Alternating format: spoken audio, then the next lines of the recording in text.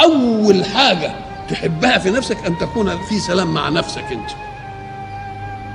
إن ولو كانت الناس كلها ضدك، انما ساعه ما تقعد كده وتستقر تقول الله هم ضدي، طب انا عملت ايه؟ انا ما عملتش الا الخير، انا تبقى مبسوط كده لايه؟ لسلام في ايه؟ في نفسك. واما يكون في سلام من نفسك يبقى الناس عندك كلها ما فيش لها ضغط ولا غل ولا حقد.